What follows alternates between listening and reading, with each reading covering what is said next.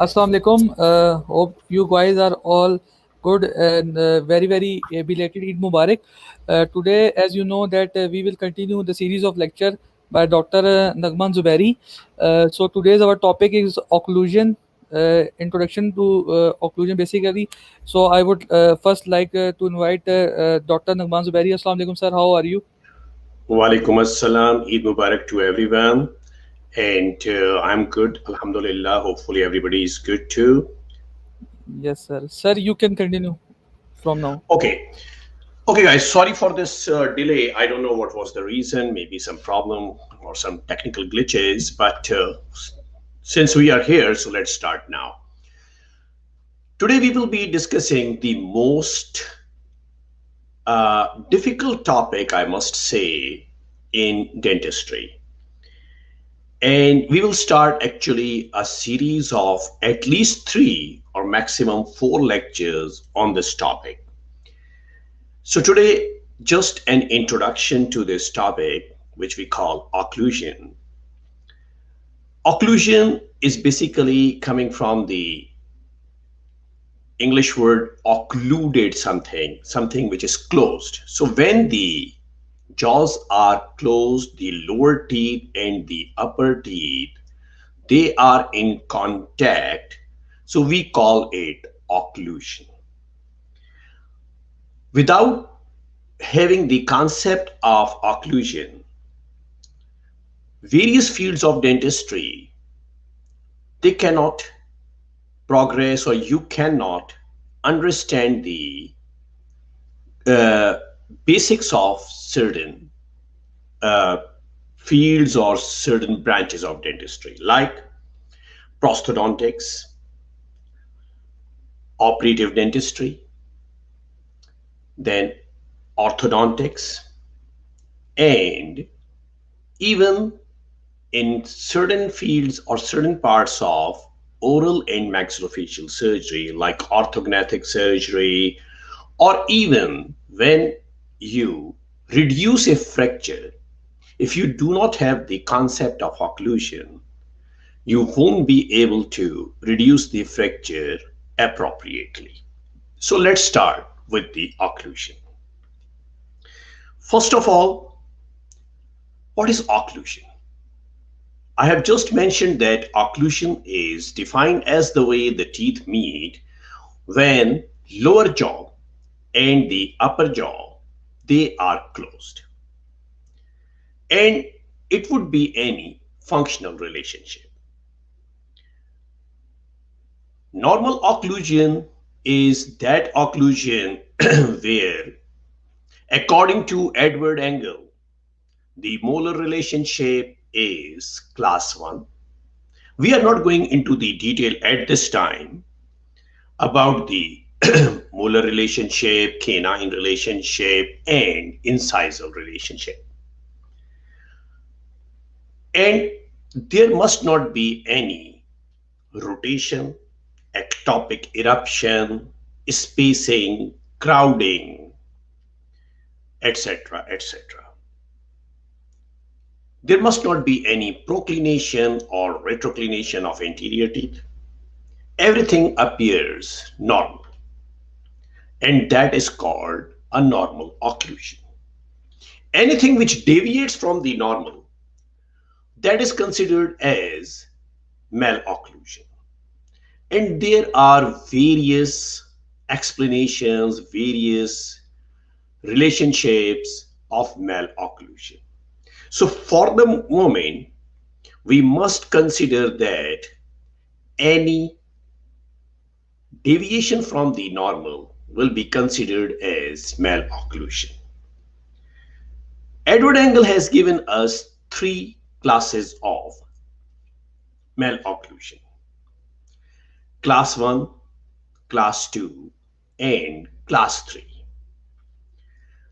Class 2 has two divisions, div 1 and div 2, depending upon the inclination of maxillary incisors.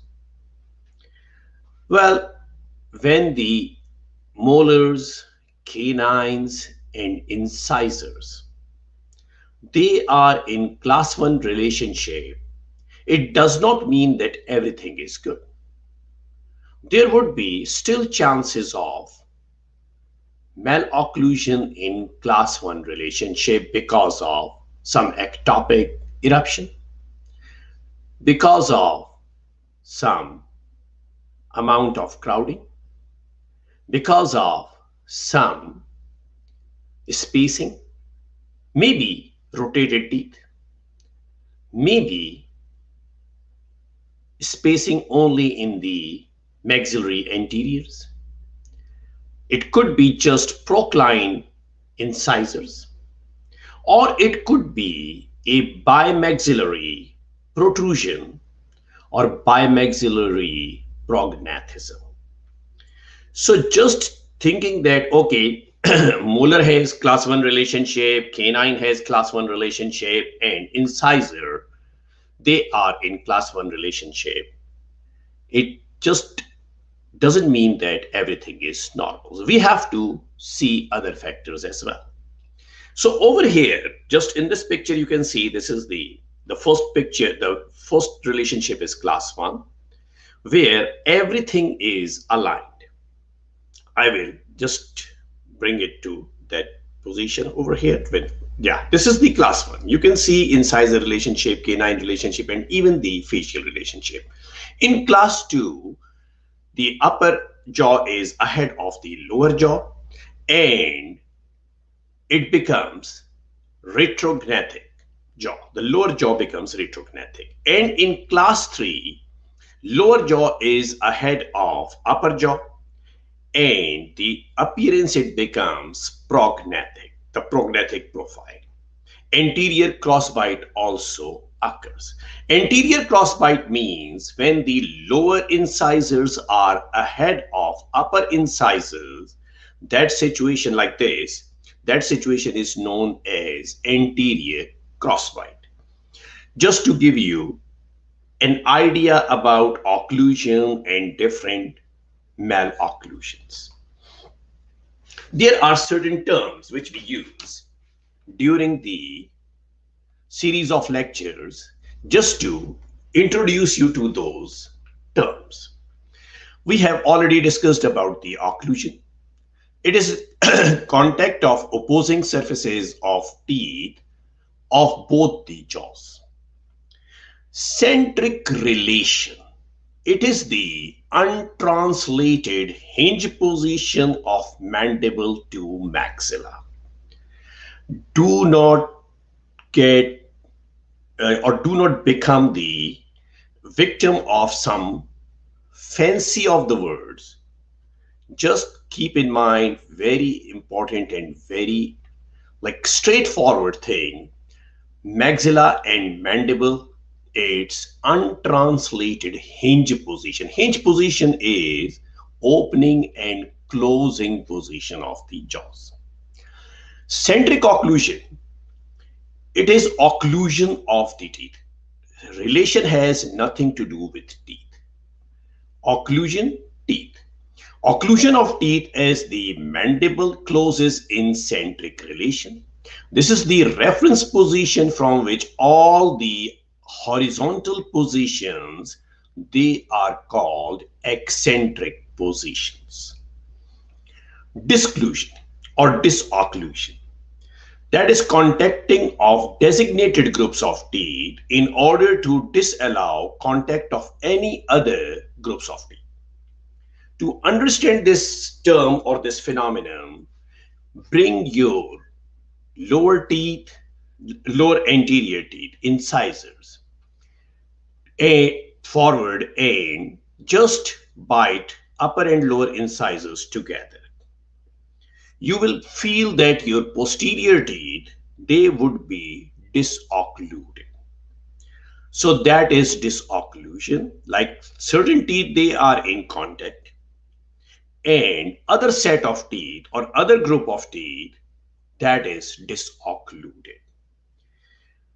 For a mutually protected occlusion, which we will discuss in our next lecture, well, this disocclusion in the natural dentition, it helps. Whereas this disocclusion is not a very good phenomena when we construct the complete dentures or long span partial dentures. Why? That also we will discuss as we will move forward. Just to giving you the idea of disocclusion, how it occurs. Even in laterotrusive positions, if a person is having canine guidance, then only on the working side, the canine upper and lower, they will be in contact, and rest of the dentition will be disoccluded. Similarly, in protrusive, we have already discussed, and in canine guidance, I just explained that to you. In group function, on the working side, the posterior teeth, they will be in contact, whereas on the balancing side, teeth will be disoccluded. Now, what is this working side and non-working side? When there is a lateral movement, the orbiting condyle, that is non-working condyle, but doesn't mean that it is not working. It even works more than the working side condyle, which is called rotating condyle. I will show you the pictures. So say for instance, you are moving your jaw on the right hand side. That will be your working side. And the condyle on that side, your mandibular condyle on that side, it will be considered as working or rotating condyle. Whereas the opposite condyle, it will be considered as non-working or orbiting or orbitating condyle. So if it is left lateral side, then your left side will become working and the right side will become non-working. Over here, as I told you about the disocclusion, the anterior guidance and posterior disocclusion. When you bring your teeth in an edge to edge position anteriorly, your condyles, they translate, they move, they come out of the fossa and they come closer to the articular eminence, and that is going to produce disocclusion or separation of the posterior teeth. I have just mentioned about that. Well, over here we can see the movement in laterotrusive. Say for instance, the patient is moving towards the right hand side, the canine guidance is there.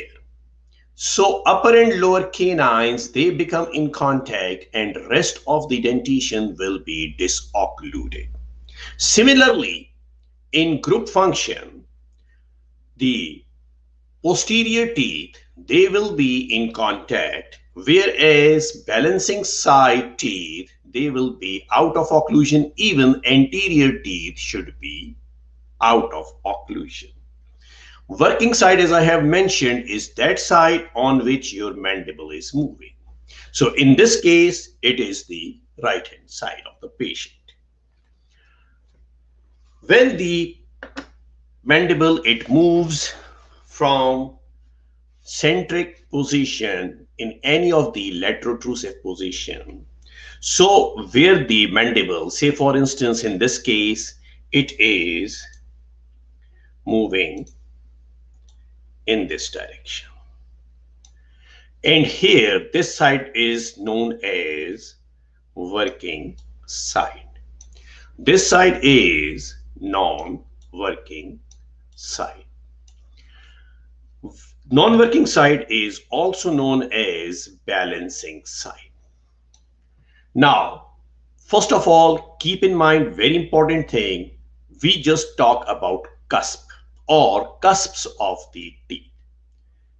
When we look at the cusps of the teeth, every cusp has two inclines. It has two inclines. Say for instance, it is buccal side of the tooth. This is the lingual side of the tooth. So this is the buccal incline of the buccal cusp. This is the lingual incline of the buccal cusp. Similarly, this will be the buccal incline of the lingual cusp, and this will be the lingual incline of the lingual cusp. Every tooth has two inclines in buccolingual direction. Now, when a person moves the mandible, so what is going to happen? There would be possibility. These are the working inclines. The upper buccal cusp's lingual incline is considered as the working incline, whereas the lower tooth's buccal incline of the lingual cusp will be considered as the working side inclines. On the other side, if at all there will be an interference, the interference will be on these inclines. Ideally, there must not be any interference on the balancing side. There should be separation of the teeth. So what is going to happen in that case on the balancing side? Upper lingual, this is the lingual, this is the palatal side or lingual side. So upper lingual cusp's buccal incline, because it is on the buccal side. Upper lingual cusp's buccal incline is non-working or balancing incline. Whereas on the lower tooth, the buccal cusp, this is the buccal cusp, if you remember, this is the buccal side, this is the palatal side. So lower buccal cusps, lingual incline, they will interfere with each other, and they are known as balancing inclines. As I have already mentioned that the working side condyle is known as rotating condyle.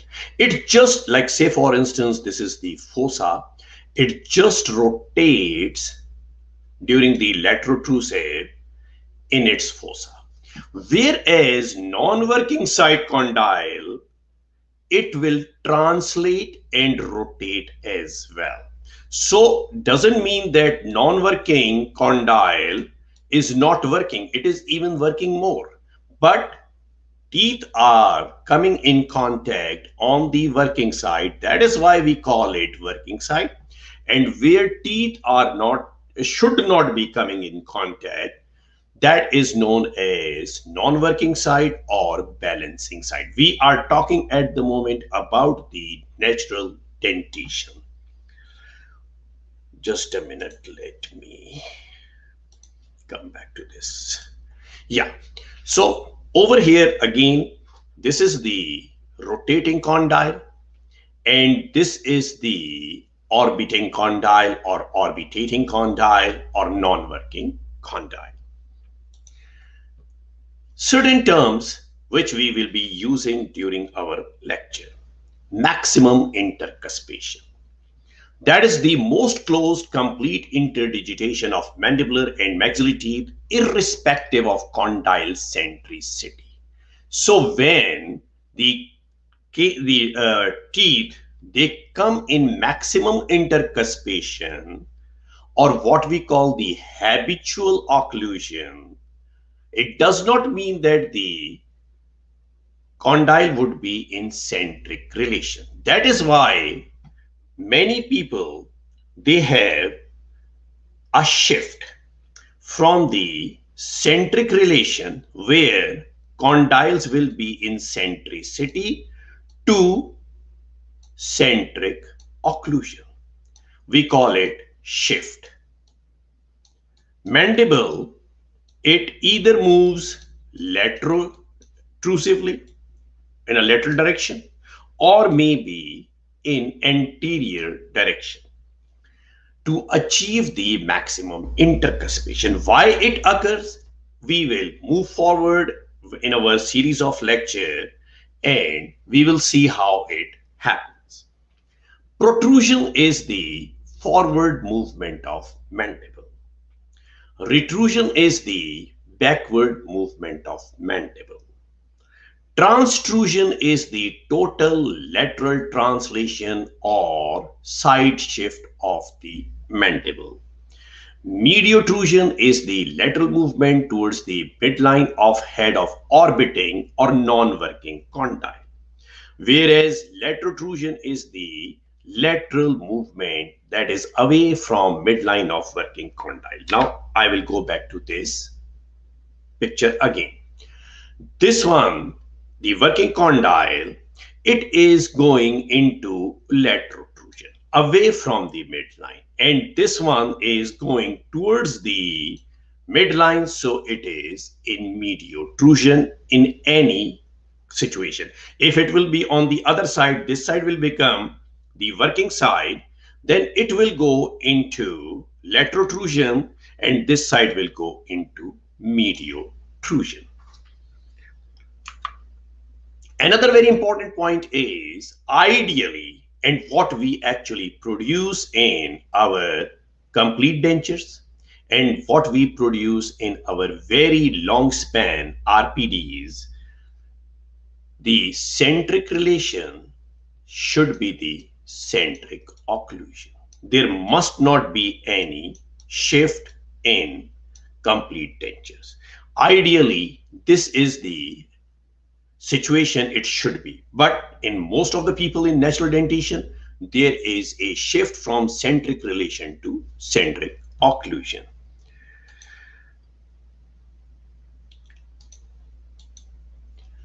Now, surtrusion. Surtrusion is the upward movement of only working condyle from its centric position.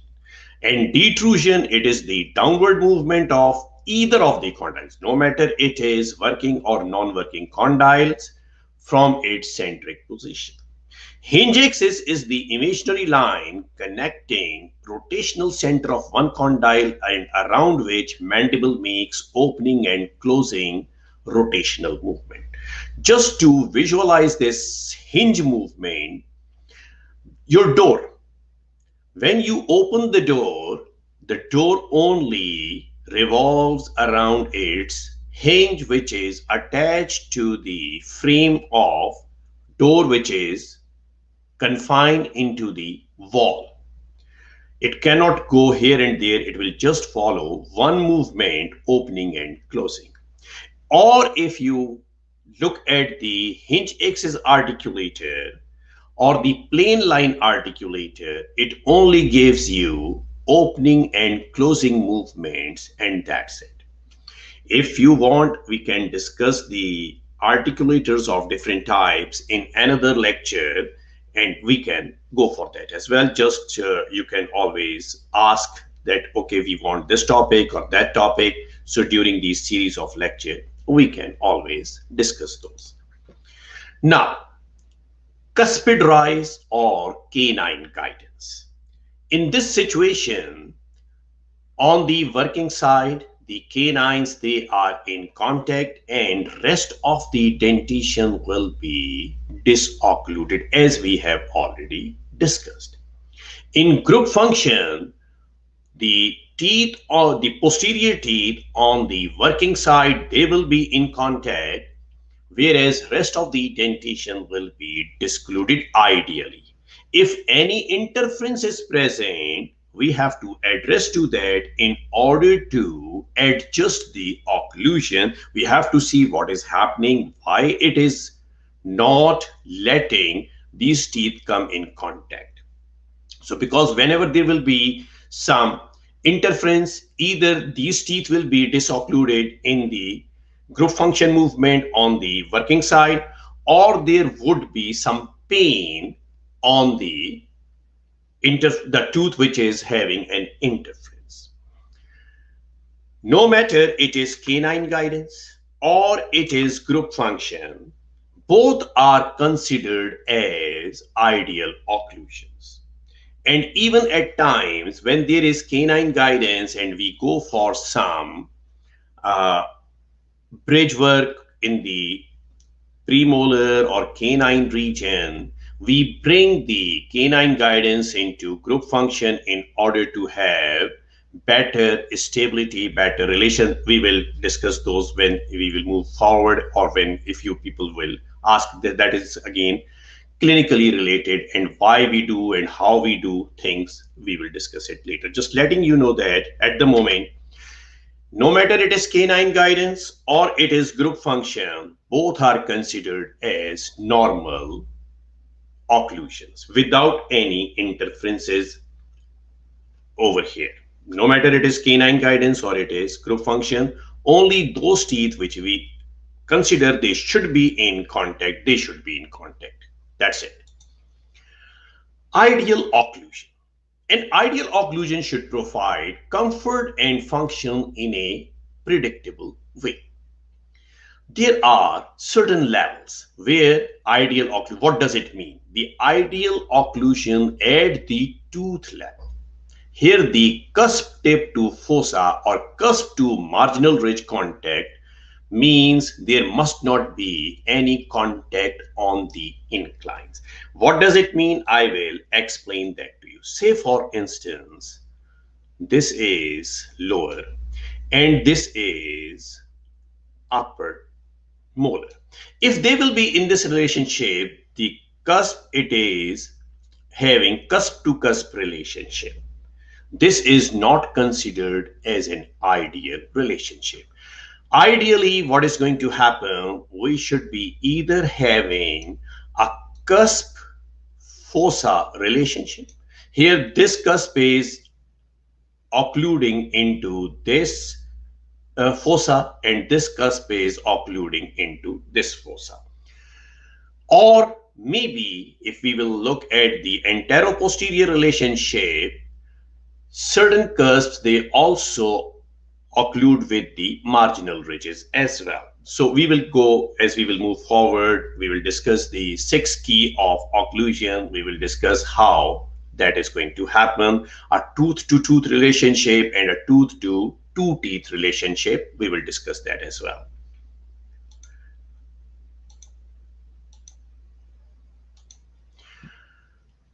Ideal occlusion at the articulatory system level. Here, it should be posterior stability in anterior guidance. Means there will be lack of posterior interferences when person will bring teeth in an incisal relationship or incisal guidance, or upper and lower incisors, they are occluding, so posterior teeth should be out of occlusion. Ideal occlusion at the patient level means patient should be feeling comfortable without any problem, no discomfort, no pain, no clicking sound, and there must not be any what do you call it, clicking sound, as I have already mentioned, and there must not be any inflammation, any discomfort, any pain. So patient should be comfortable with that.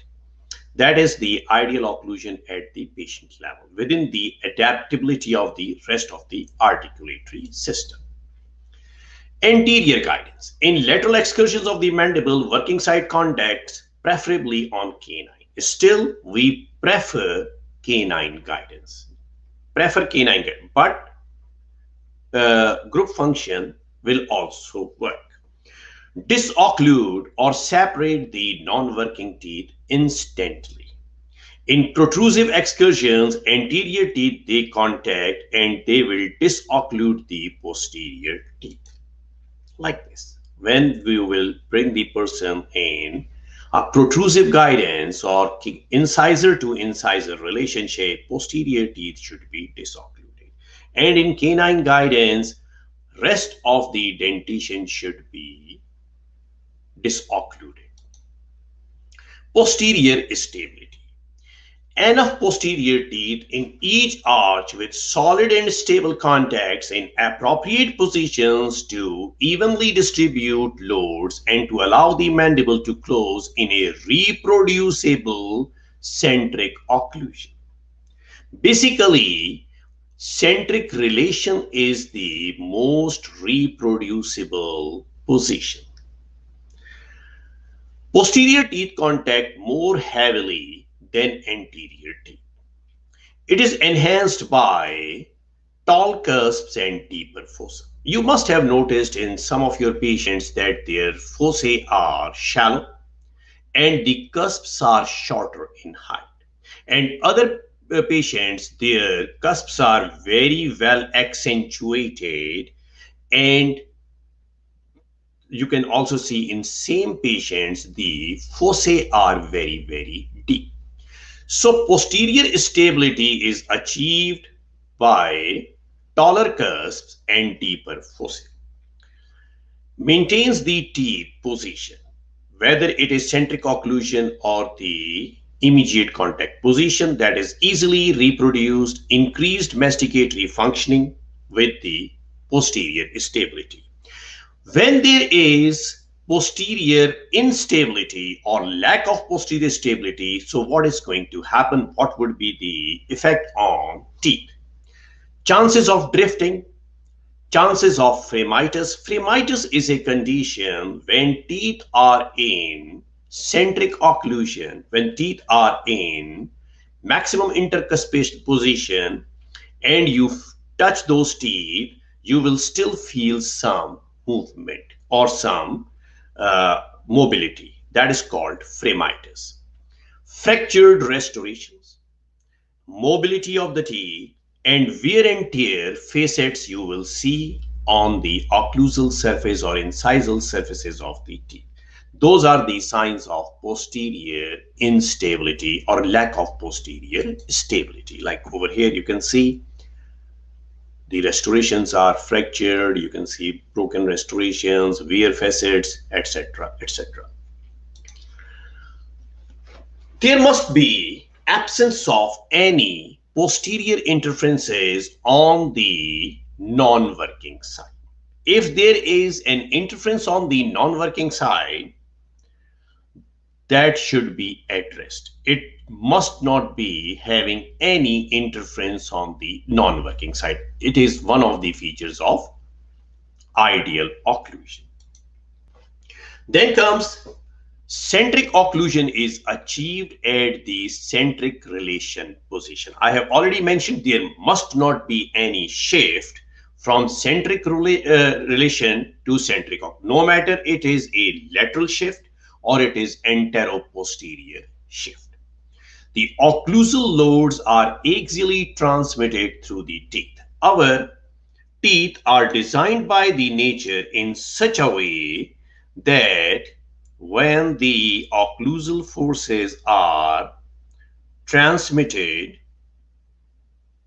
so they are transmitted in such a way, no matter the forces are coming from any direction, so they will be transmitted axially. Any off axial forces, they will be causing damage to the tooth and they will cause damage to the supporting structure as well. So first sign of any occlusal, we call it occlusal trauma. The first sign of any occlusal trauma, it will be mobility of the tooth. And if you will see on the radiograph, you will see widening of the periodontal ligament space. That is going to confirm, okay, the person is having some occlusal interference or some uh, like the off-axial force which is causing damage to the tooth. The supporting structure is damaged, and definitely there will be wear facets on the occlusal surfaces as well. Organization of occlusion. There are actually three recognized concepts that describe how teeth should contact in various mandibular positions. Bilateral balanced occlusion, that we try to achieve in complete dentures or in very long span RPDs. Unilateral balanced occlusion, that is group function, and the mutually protected occlusion, that is canine protected. We will discuss these three uh, you can say the concepts or these 3 points in our next lecture, inshallah. So we will meet again next Monday and we will go in detail of these 3 things, these 3 points which I have mentioned over here, and it will help you in understanding the concepts of these 3 different types of occlusions. So hopefully you have enjoyed today's lecture. I'm trying to make this lecture or this topic, the occlusion, more understandable, more friendly. I know that people, and I have receiving many students from back home, this have 2 things. Oh, occlusion, that is not my cup of tea. If it is not your cup of tea, dentistry is not your cup of tea. Believe me. Number 2, they say, oh, we never been taught occlusion in that way that we understand it. So if you do not understand the occlusion, it will be very difficult for you to understand the dentistry. So over here we will finish our lecture, our today's lecture, and then we will meet again next week. And kindly send me your questions, your queries, and all the concerns, and I will definitely address to those uh, at my uh, like most immediate uh, time available. I am available to all of you 24/7. Ahmed Nisar has asked what is the difference between centric occlusion and maximum intercuspation. Same thing. Centric occlusion is when teeth they come in contact with each other, the upper and lower. In centric relation, there will be a freeway space. But in centric occlusion, teeth they come. Same thing, Ahmed Nisar. From centric relation to centric occlusion or from centric relation to mostly the maximum intercuspation or centric occlusion, that is considered as the habitual occlusion. A person, they have a habit because of some interferences in the teeth, because of some other reason. We will come to those points later. Why these shifts they occur? Any other questions somebody has posted, Farrukh? Uh, no, sir. Thank you, sir. It is fine, sir. I had a question because these terminologies are very similar, like a centric relation and a centric occlusion. So when Centric teacher asks relation us, is centric relation is that situation yes, sir. where condyles and are present in centricity in the foci. When a person achieves centric occlusion or maximum intercuspation, then teeth will be in cusp fossa relationship irrespective of the centricity of the condyle, and that is why shift occurs. It could be lateral shift, it could be antero-posterior shift. Okay, sir. I got it now. Yes, sir. Sir, I Thank you. I get this. Thank you, sir, for the great lecture. I hope so. Everyone had clear the concept of occlusion so far now. Inshallah, we will continue with the next series of lectures on this topic. And next time, thank you, sir. Khuda Hafiz. Shukriya bolo. Allah Hafiz.